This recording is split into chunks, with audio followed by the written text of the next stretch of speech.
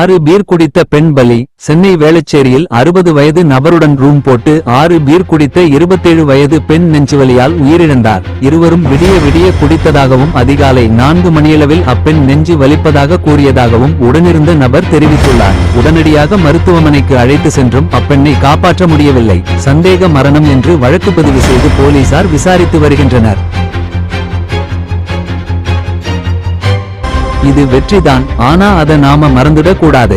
Macron, இஸ்ரேலும் ஹிஸ்புல்லாவும் போர் நிறுத்தத்திற்கு ஒப்புக்கொண்டது பல மாதங்களாக எடுத்த முயற்சிகளின் விளைவு என பிரான்ஸ் அதிபர் மேக்ரான் வரவேற்றுள்ளார். ஆனால் காசாவில் இன்னும் போர் ஓயவில்லை என்பதை மறக்க கூடாது எனவும் ஹிஸ்புல்லா உடனான போர் நிறுத்தம் காசாவுக்கான வழியை திறந்துள்ளதாகவும் அவர் தெரிவித்துள்ளார். மேலும் காசாவில் அமைதி நிலவ பிரான்ஸ் நடவடிக்கைகளை மேற்கொள்ளும் எனவும் உறுதியளித்துள்ளார்.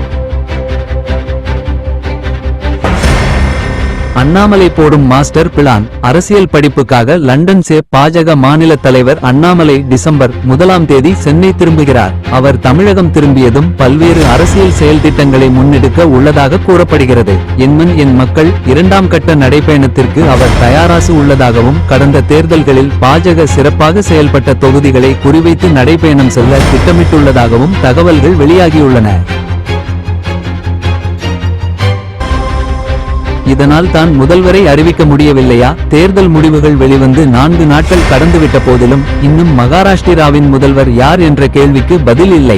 நேற்று ஷிண்டே ராஜினாமா செய்த நிலையில் பட்னவிஸ் பெயர் அறிவிக்கப்படும் என எதிர்பார்க்கப்பட்டது. ஆனால் இன்னும் சஸ்பென்ஸ் நீடிக்கிறது. கூட்டணி கட்சிகளுக்கு இடையே எந்தவித சர்ச்சையும் இன்றி தேர்வு நடைபெற வேண்டும் என்பதாலேயே நேரம் எடுப்பதாக பாஜக மூத்த தலைவர் கூறுகிறார்.